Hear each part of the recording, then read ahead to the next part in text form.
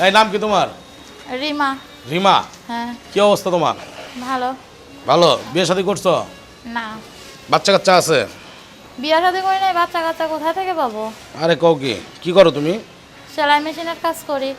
আর কতদিন এই সেলাই মেশিনে কাম করবা কত? আল্লাহ যতদিন করায় ততদিনই করব। আল্লাহ যতদিন করায়?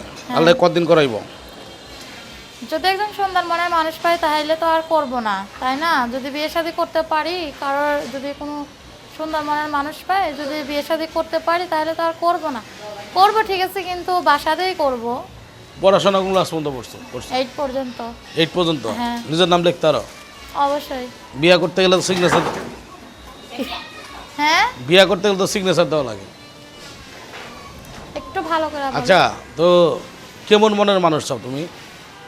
যে আমি এমন একজন মনের মানুষ চাই যে মনে করেন যে গরিব মানুষকে ভালোবাসে, আমি সেই রকম একজন মানুষ চাই।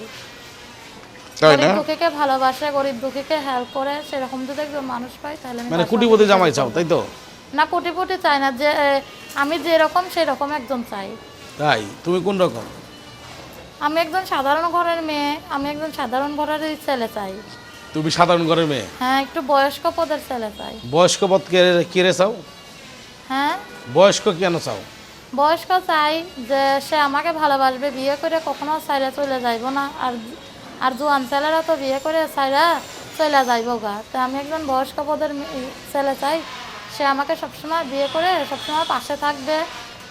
বয়স্ক লোক কি তোমার লগে পারবো? কেন পারবে না? সে তো পুরুষ মানুষ আর আমি তো মহিলা মানুষ।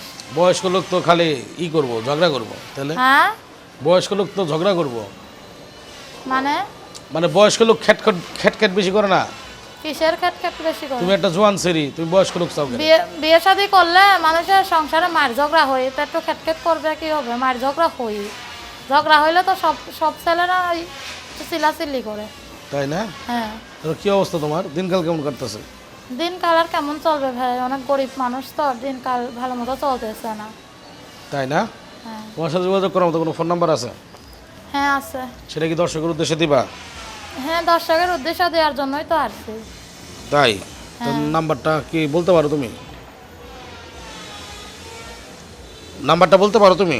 না, আপনি বইলা দেন, আমার তো মুখস্থ নাই। আমি বলে দেব। দর্শক, এই সুন্দরীকে যদি কেউ কাছে পেতে চান তাহলে এই সুন্দরীর ফোন নাম্বারটা বলে দিচ্ছি: 01404698978। এই নাম্বারে ফোন দিলে কি তোমার পাবে? হ্যাঁ, এই নাম্বারে আমার সবসময় পাইবে। সব সময় পাবে? হ্যাঁ। আরে কও কি, মনের মানুষের সাথে প্রথম দেখাটা কোথায় করবা? মনের মানুষের সঙ্গে যখন আমার মনের মানুষ হবে, সেখন আমারটা আমিই বুঝা নিব যে আমি কোথায় দেখা করব। ও, তোমারটা তুমি বুঝে নিবা, হুম। অন্য কেউ বুঝবো না? না, একজনের মনের খবর কি আরেকজনে বলতে পারে? পারে না? না। শিওর? শিওর। আচ্ছা, তো কি অবস্থা তোমার কত? কি আর অবস্থা, খুব কষ্টে আছে। সেলাই মেশিনের কাজ জানি, কোনো ভাই যদি আমাকে একটা সেলাই মেশিন কেনার জন্য একটু হেল্প করতো তাহলে আমার একটু ভালো হয়তো, একটু হেল্প সহযোগিতা করতো, একটু আমার ভালো হয়তো। আমি গরিব ঘরের মেয়ে, আমি ঠিক মতো 2 বেলা 2 মুঠো খাইতে পারি না ভাই। ইউটিউবে কি আজকে প্রথম? হ্যাঁ। ইউটিউবে কি আজকে প্রথম? না না, এর আগে একটা করছি। করে কি মনে জীবনে কষ্ট দূর হয় নাই? কেউ তো পাশে দাঁড়ায় না, শুধু শুধু কথা বলে আবার চলে যায়। তাই না? হ্যাঁ। আচ্ছা, বিদায়ের আগে দর্শকের উদ্দেশ্যে কি বলতে চাও? বিদার আগে দর্শকের উদ্দেশ্যে আমি সেলাই মেশিনের কাজ জানি, কোনো ভাইয়ের যদি ভালো লাগে আমাকে, যে না গরিব বোনকে একটু একটা মেশিন কিনে দেবো, তাহলে যদি ভালো লাগে একটু সাহায্য সহযোগিতা করলে আমার একটু ভালো হয়, কারণ আমি সেলাই মেশিনের কাজ জানি। আমি একটা সেলাই মেশিন কিনা আমার মা ভাইকে নিয়ে আমি সুখে সুখে একটু ঠিকমতো খাওয়া দাওয়া করতে পারবো। দর্শক, আজকের মতো প্রতিদিনটি এখানে শেষ করছে। আগামীতে আবার আসবো নতুন দিন অন্য কোনো দিন। তো বড় একটা কথা বলছি, আর্থিক দিনে কিন্তু অবশ্যই সেটা নিজ দায়িত্ব করুন।